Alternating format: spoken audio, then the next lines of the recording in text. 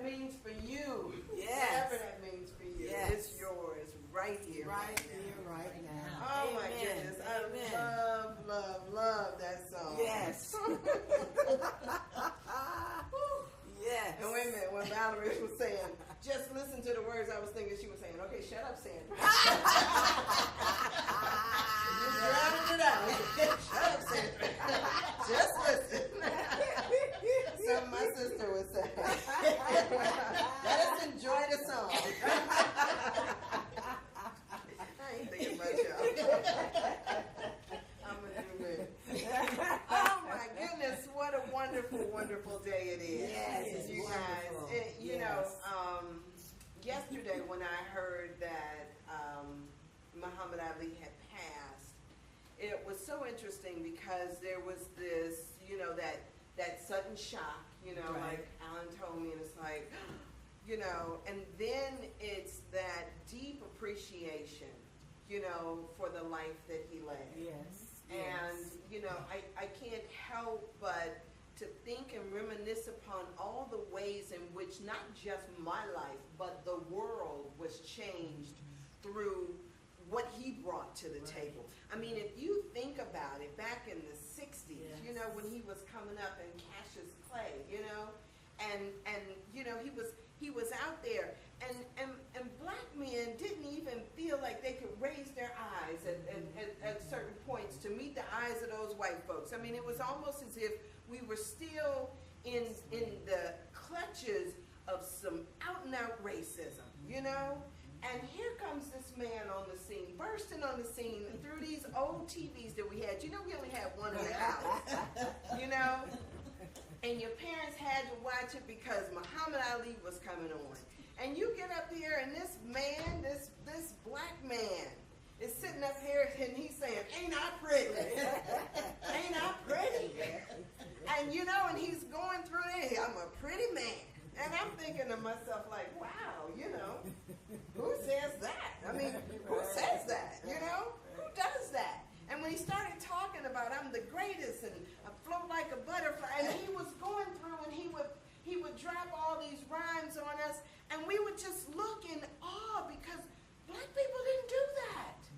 You know, maybe you stood on the sidelines talking about I'm black and I'm proud, but that's in the sense of you're down here and you're trying to get up there. You're trying to claim it. You're trying to affirm it. But here Muhammad Ali was on the thing, and he's saying, I'm a black man, and you got to deal with me.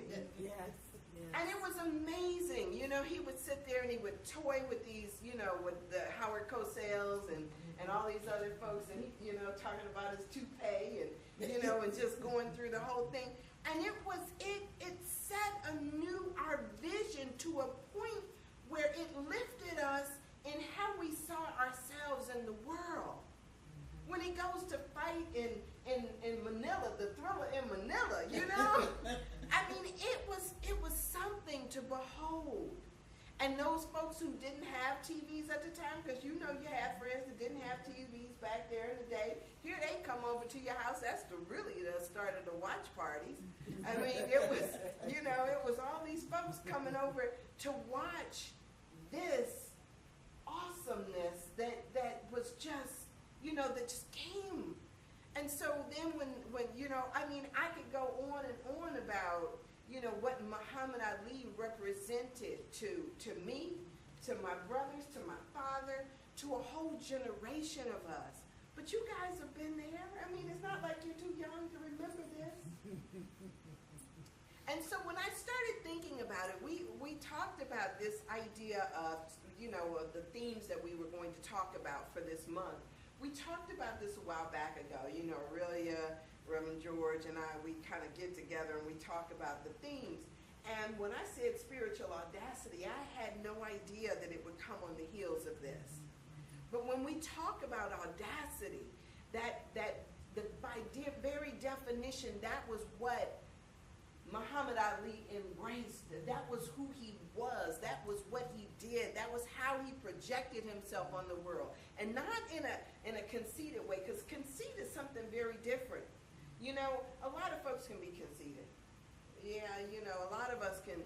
And you know what is funny, because I don't want to jump around too much, but I want to, there's a lot lot of stuff that I want to talk about with the spiritual audacity. Because the way that we relate to our spiritual audacity is by looking at our personal audacity, which means that looking at our lives. So audacity, spiritual audacity, is not separate from this, but it does help you to stand up in what you know. I hear a lot of people who are afraid to say that God speaks to them, that they hear that still small voice, because who am I to say that God speaks to me, right? People are like that all the time. Who am I to say that God told me to tell you this? You know, we don't even think that it's possible that we can actually say that God talks to us and then have other people believe and respect it. And so it becomes this thing. It's a very different thing when we start to talk about that, but we'll get there. So on the way over here, I was talking to Alan, and I was saying to Alan, I said, when I was growing up, I said, I wish I knew I was pretty. It was one of those things, you know how parents don't tell you stuff like that. It's like they don't want you to think too much of yourselves, and so they basically try to kind of keep you in a certain way. And then you go to school and you've got all these people and you don't quite know why they're responding to you how you do. You know, it could be any number of things, right? But I never felt that growing up. And I thought to some extent that my life probably would have been different had I felt empowered enough to step into the idea that I might have been attractive at the time, right? It was something that was so foreign to me that I never really spoke about it or talked about it. As a matter of fact, I was the ugly duckling in my family. I know y'all might not believe that, but I was truly the ugly duckling of my family. My sister, when she was born, you know, she came out with naturally curly hair, and it was, you know, long, and she had green eyes. And people used to look at me like, oh, what happened to you? As if somehow I wasn't supposed to look the way that I look. I don't know. But, you know, my sister was this. Then my brother Herm. And then my other three brothers, all of them had talents. All of them played instruments, or they were in sports, or they did something that was extraordinary. I didn't do anything. It was kind of like I just felt like I was just you know, I tried to do gymnastics for a while, but that didn't work out that well. Nobody was interested in gymnastics, and so, you know, I was just an ugly duckling. And then I don't know if it was a point at which I turned a corner, but I always talk about it in the sense that I say that my life has always been about falling forward. You know how some people kind of walk forward? I've always kind of stumbled forward. And it's so interesting because I used to think, who am I to get up here and talk, or who am I to do this, or who am I to do that? I get pushed into situations, and then it's like, okay, I'll do it. You know? I never jump up with the idea that, I can do this so good, or I got this talent, or this propensity, or this gift, or that gift. I just seem to fall into stuff, and as I fall, I keep moving forward in that. And you know, if you're falling, if you move into the fall, you kind of catch your balance at a certain point. I know from riding a bike or from trying to roller skate that you don't resist it, you just go with it. And as you move forward through your life, it's this constant kind of falling forward until you get your feet up under you, and then you discover where you are supposed to be. I mean, a lot of us do that. We start out thinking that we want to do one thing, and then all of a sudden, something else kind of presents itself along the way, and then it turns out to be exactly where we were supposed to be all along. Isn't that fantastic? So when I get to see somebody like Muhammad Ali come on the television, it's like all of a sudden I'm thinking to myself like, wow, it's still not okay to say anything like that, right? I mean, do you guys feel okay about saying I'm the greatest? I mean, is that something you feel okay about it now, but did you always? No. Yeah. It becomes this thing of where you grow into that. He said that I was saying, and this was one of the quotes he said, is I was saying the greatest before I actually was, or before I knew that I was, or even that he could be that. And so sometimes we have to put our words out there, and as we put our words out there, we step into it. It's something powerful about your life follows your word. Isn't that what she just said in that song? Your life follows your word, and if you're speaking power and good things into your life, then you step into them. If you continue to dwell in places that don't serve you and are not lifting you up, then that'll be what you continue. If you want to know what your life is going to look like, just look at what you're doing. Look at what you're saying. Look at who you're surrounding yourself with. Look at how you think about yourself and your life. And if it's not where you want to be, lift it up, right? Right. You right. lift it up. So as we go through this thing, all of this stuff is about that scripture that says that ye are God's, right?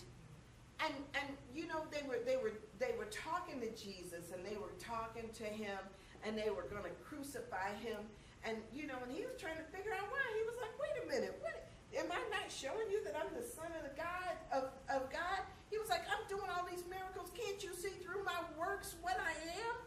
And they was like, yeah, we ain't crucifying you because of your works. It's because you got the audacity to think that you are God. And so he's like, well, does it not say in your scripture? Does it not say in your scripture that ye are God's? It says it right there. And you can't change that. It's there. You can't change it. And so when at a certain point we have to either accept it, or then we're calling God a lie. Yeah. Now it's interesting because one of the things that in Marianne Williamson, when she was talking about this idea that your playing small doesn't serve the world, she says that sometimes we have this thing that we believe that we're not quite deserving. We believe that we're not quite there. We believe all of this stuff about ourselves. But if you really step back and look at it, God created you, and God said, that's good. Right. Said, I'm pleased in you. God created you to be as you are. Work of art that you are. And you're judging it says that you think that you know better than God.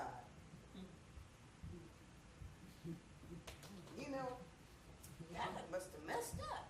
What is that? What is that? Right? You are just where you're supposed to be. You are just how you're supposed to be. Now, what are you going to do with that? Right. That's the question. Yes. So when we start to talk about the spiritual audacity, that means you got to have the courage to step into who you are. There is genius within each one of us. There is something powerful, something wonderful, something great about each and every one of us. And it's not the same for me that it may be for you, because none of us are meant to be the same. All of us are meant to come here with our particular gifts, whatever they may be. But you're stepping into it. That's a choice that you make. That's a choice that you make every day. So as we start to look at, not just Muhammad Ali's life, but as we start to look at Martin Luther King's life, as we start to look at Gandhi's life, as we start to look at all the people who have done things that are really great, it's not as if they were just saying, you know what, I'm so smart and I'm so important, I'm going to get out here and I'm going to make a difference in the world. That's a real weak beam to send out there. I'm going to make a difference in the world. What? We haven't even learned how to be ourselves fully yet, right? When you think about it, it's this thing of we participate. It says we live, move, and have our being in God. We participate in God. Now imagine, if you will, that you are this, I'll say a puzzle piece in this big picture that is God. You're a puzzle piece. Now, if you're playing small within that puzzle piece, it's like wearing clothes that are too big for you. You know what I mean? It's kind of like you're a size 2 and your clothes are a size 12. And you're over here and you're shriveled and you're trying to figure out, how am I supposed to be in the world? Sometimes we got to figure out how to fill out the space that was given to us. Fill out out the space, meaning fill out our gifts. Live in the gift that is yours. What holds us back from doing that? Is it the thought that we can't? Is it because, our school systems started to, and I ain't even gonna blame it on the school system, because sometimes we do it to ourselves, right? Yes. We don't even need to go to school and have somebody judge us and grade us. We do it ourselves. We've learned this from the time that we were kids. One of my girlfriends, she said that her mother put her on her first diet when she was about 4 years old. And she's been dieting ever since, thinking that something was so wrong with who she was and what she was. And so she never learned how to accept herself as she is. And really that's the challenge, no matter where we are, is to accept the gifts that God has given us. How many times do we, because somebody else judges it, Sandra can't sing, what you doing up there, right? You can't sing, girl, shut up. Instead of just doing what's you, right?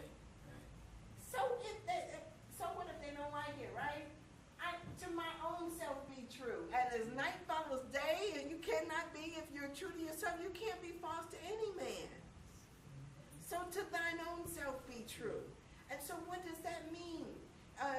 There have been, I can't even think of what that girl's name is, but when she started singing, it was so funny because you know how everybody else, they go, and she started doing this little squeaky highs and lows. Y'all know what I'm talking about? And all of a sudden, it's like, wait a minute. I was thinking, oh, that actually sounds good. And then other people started coming on the scene, and they started doing it. And now all of a sudden, you've got a whole different category of people that sing, and they do these, like, quirky things with their voices, and it's like, oh, that's kind of nice. But it takes the first person that steps out there to do it, and that does it effectively. Everybody is not going to be the same, and as we go through and try to make ourselves out of these cookie cutter people, we lose what it is that God put inside of us. We lose something that's important and something that's valuable, and we start trying to be clones of somebody else. Y'all, I'm tired of trying to be like anybody else. That's exhausting. Do you ever think about it from the standpoint, the Course in Miracles says that there's no people pleasing. There is no people pleasing. You should be true to yourself and do what it is that is your truth. And when you do that truth, then you are really walking in your purpose. Can you imagine that? To be true to oneself is to walk in your purpose. And so if you are walking in your purpose, then that means you're not sitting up here trying to run around. I just came off of a weekend where I felt like I was running myself ragged because I had this responsibility, I got that responsibility, I'm over here doing this, I'm over here doing that. I got all these things that I was supposed to do, And it becomes this thing of, there's some joy in it, but at the same time, it's like, oh my gosh, you get overwhelmed. There's a power in learning how to say no to what you don't want and what doesn't serve you. There's a power in saying yes to what does. So it becomes this thing, what's true? What's your truth? What serves you? What lifts you higher? What causes you to grow? What causes you to fill out your purpose? Whatever that is, be true to that. It's amazing when we give up this fear of other people's opinions. Other people's opinions can kind of like act like this, this thing that operates in our minds and just kind of keeps us from our divine purpose that God would have us do. Y'all, this idea of going around trying to people please, my gosh. If I do this, what are they going to say about that? Or we got these ideas about somebody judging us, or these concepts about sin. Get rid of all of that stuff. Get rid of all that stuff. As long as you're not hurting anybody, that means that you need to step into your fullness, into your truth. Say, I am the greatest, because that's what you are. I mean, if Ali in the 1960s can stand up there boldly and with the audacity and authority and say, I am the greatest, surely you in 2016 can say that now. Surely you in 2016 can decide what it means to be the greatest in your life. What is your definition of that? What does that mean? Does that mean that you speak up more? Does that mean that you love more? Does that mean that you speak to injustice?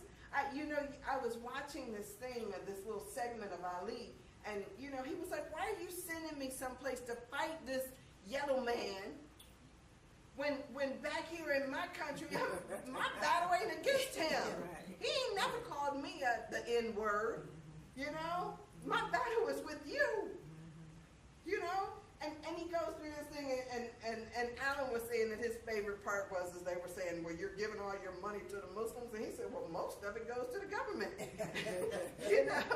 I'm paying this much in taxes. I make $30 million, they get 28 of it. So it becomes this thing of perspective.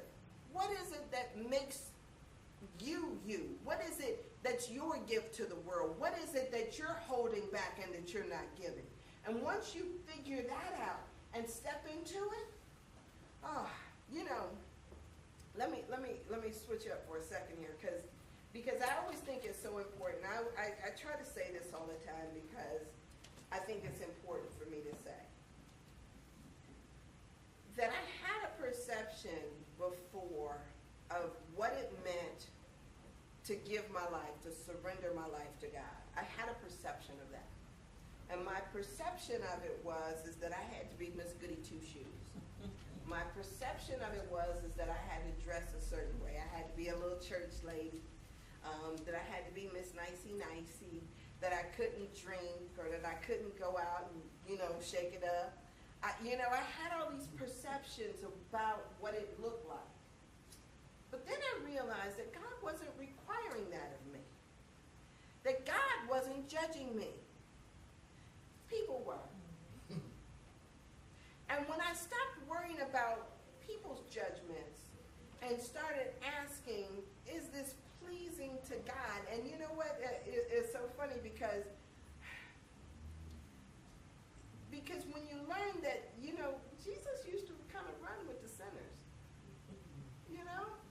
He wasn't up there trying to, all the Pharisees and Sadducees and people who were sitting on high, he wasn't running with those folks. He was down there with common folks. He was down there with people like you and me. And so when you start to look at it in the sense that that was revolutionary at the time, and that a lot of the Jews of that time wasn't liking Jesus because they said, oh, you're breaking the Sabbath because of this, or you're doing that, or they were judging him just like people judge you today. Yes. And did it stop him from doing what he was doing? No. Because he came with a purpose. And he was saying that, you know what, I'm not answering to you. And so at a certain point in our lives, we have to say to folks, I'm not answering to you. If I get my relationship right with God and do what I'm supposed to do, then I'm in the right. I'm in my right space. And what does that mean? Having the audacity to speak to love when nobody else is. Having the audacity to stand up for truth when nobody else is. And so when Muhammad Ali was saying, you know what, I'm not going over there to fight those people. I'm not going over there. I'm not doing it. He empowered a whole bunch of people who were thinking that in their hearts and didn't know how to object any other way. Right. Conscientious objector. What are you objecting to? If you're going along with everything, I'm telling you, something's wrong. Because I tell you, if you're not pissing somebody off, you're doing something wrong. I mean, at a certain point, we've got to stop with this people-pleasing all the time. What does it mean to live your truth? And you're not always going to fall in step with what everybody else wants you to do. Yeah, your mama wants you to be a lawyer, your daddy wanted you to be this, so-and-so wanted you to be that, and this is what you end up doing, and you're still doing such and such to go please. I can't tell you how often, there's a power in learning how to say no. No. It's a power in that. What's my truth? What's my truth? Do I continuously want to subject myself to certain people and certain things? No. That doesn't make me ungodly. That means that I'm finally coming into my own truth. So it becomes this thing of just figuring out what your truth is and where you are with it. And once you figure that out, then you can start to walk more confidently and more comfortably in your truth.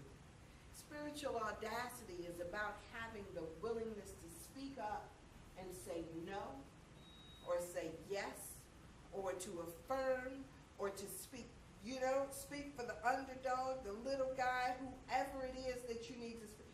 Spiritual audacity means that you can stand up in your own truth, knowing that there is a fighter in you, right? Right. And it doesn't mean that you're, because and that was one of the wonderful things too, when Muhammad Ali was talking about this conscientious objection and all that he had to endure because he said no, right? Of course they wanted to throw him in jail. They didn't.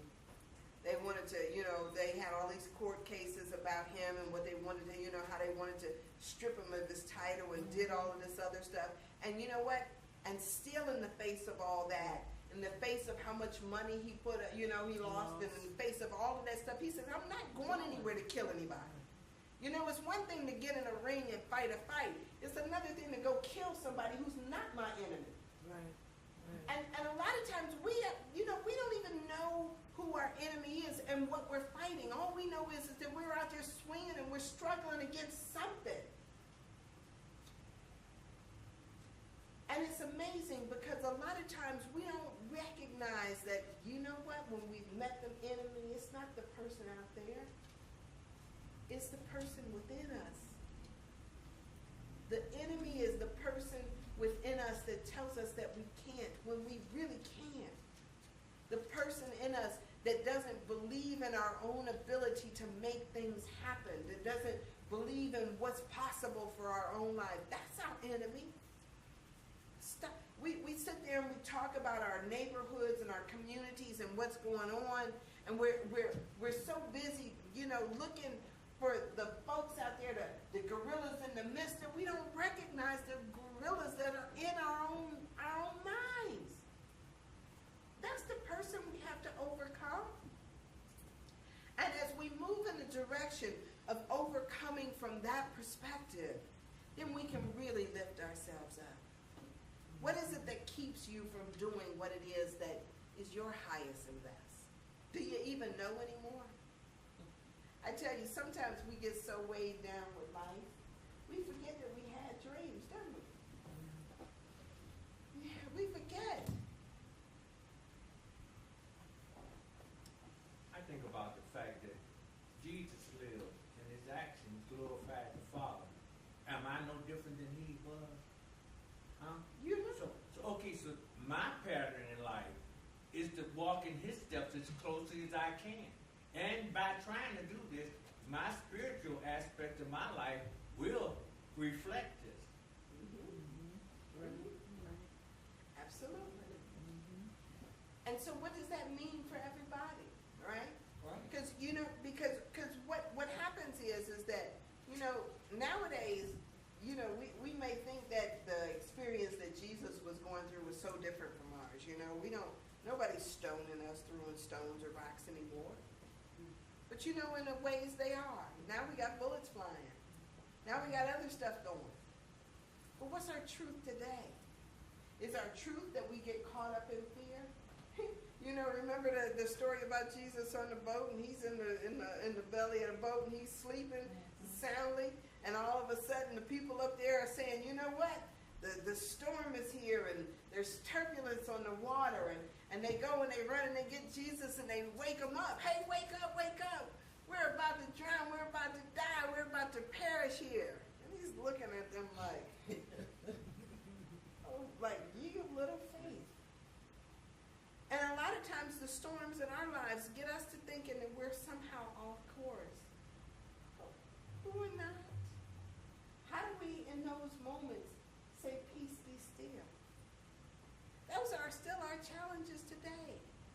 our challenges today are to be able to listen to that still small voice within that says, you're right where you're supposed to be.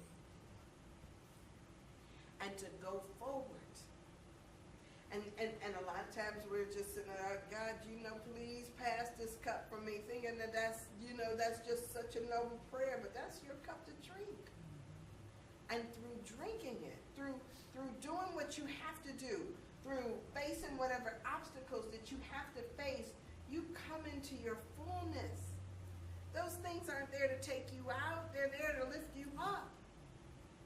But it's only when we are able to meet the challenges. Half of us want to run.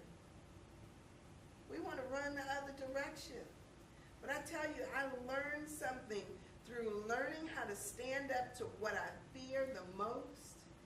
I grow the most. Oh man, I remember when my mother was going through, when we first found out that she had cancer, And to some extent, I was like thinking to myself, like, oh my gosh, I can't live without my mama. I just didn't know how that I was going to make it through the other side. But prayer is such a wonderful thing. Yeah. I prayed my way through it. I didn't know how it was going to look on the other side, but my goodness, it's like, okay, and this too shall pass, kind of thing.